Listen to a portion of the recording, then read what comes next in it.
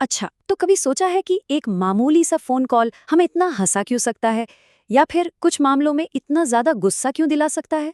चलिए आज prank calls की इसी कलाकारी को थोड़ा समझने की कोशिश करते हैं। मतलब शुरू तो ये एक आम सी फोन कॉल से होता है, लेकिन देखते ही देखते बात इतनी बढ़ जाती है कि जूते से मारने की धमकियां तक मिलने लगती हैं। तो सवाल ये है कि एक सीधी सादी सी फोन कॉल इस नौबत तक पहुंचती कैसे है? इसका जवाब छिपा है हमारी दिमागी उलझन में। जब हमारे सामने कोई पूरी तरह से बेतुकी बात करता है ना, तो हमारी प्रतिक्रियाएं अक्सर देखने लायक होती हैं और उतनी ही मजेदार भी।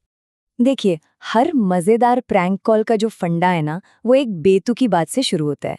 एक ऐसी बात जिसे बड़ी सफाई से एक नॉर्मल बातचीत के बीच में डाल दिया जाता है। फॉर्मूला बहुत सीधा सा है। एक बिल्कुल लॉजिकल इंसान और उसके सामने एक बिल्कुल इलॉजिकल सिचुएशन।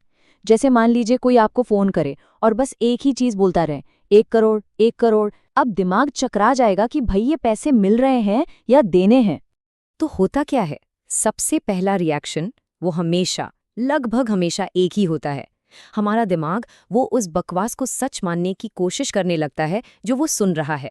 सबसे पहले तो यही सवाल आता है, भाई फोन किसको मिलाया है? ऐसा लगता है कि शायद कोई गलती हो गई है, कोई रॉन्ग नंबर है। पर असल में खेल तो यहीं से शुरू होता है। फिर शक और गहरा होता है। कौन शिल्पा? सुनने वाला एकदम बेसिक चीजों पर सवाल करने लगता है। उसे लगता है कि बस ये छोटी सी गलतफहमी है, अभी ठीक हो जाएगी। लेकिन कॉलर तो अपनी बात पर अड़ा रहता है और कंफ्यूजन बस बढ़ता जाता है। और फिर कुछ प्रैंक्स तो ओहो हो, वो तो अलग ही लेवल पर होते हैं, जहां सिर्फ अजीब और गरीब, समझ से परे हिंट दिए जाते हैं। तैरता हुआ गेंडा, अरे भाई तीतर के मुंह में गन्ना। ये सब बस इसलिए किया जाता है ताकि सुनने वाला बेचारा पूरी तरह से उलझ जाए और बस परेशान होता रहे। तो जब दिमाग के सारे घोड़े दौड़ाने के बाद भी कुछ समझ नहीं आता और सामने वाला अपनी बेतुकी बात पे अड़ा रहता है, तब क्या होता है? तब ये उलझन बहुत तेजी से गुस्से में बदल जाती है। जरा सोचिए, बात शुरू हुई थी एक मामूली से सवाल से कि भी किससे बात करनी है, और पहुंच कहाँ गई? जूता मार रही हो तक। ये जो इमोशनल उछाल है ना, यही तो मजेदार है।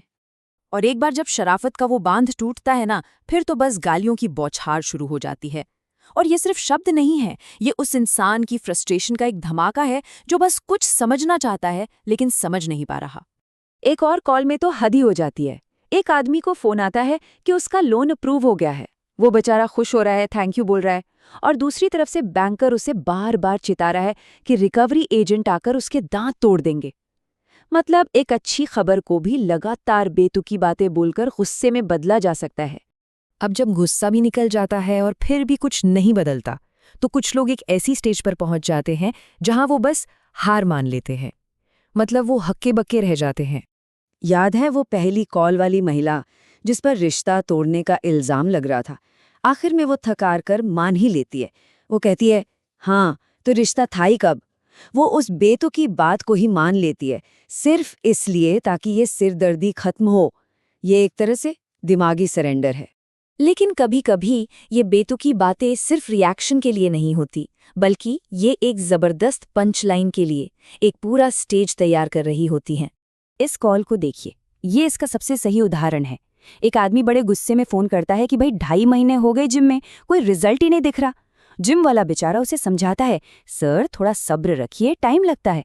और फिर असली बात पता चलती है कि वो आदमी आज तक जिम आया ही नहीं है। मतलब उसकी पूरी की पूरी शिकायत, वो सारी बहस एक छोटे से मजेदार सच पर आकर ढेर हो जाती है। भाई साहब ने 2.5 महीने की फीस तो दी, पर जिम में कदम एक दिन भी नहीं रखा। तो हमने अब तक जो भी देखा उसमें एक साफ पैटर्न है ना?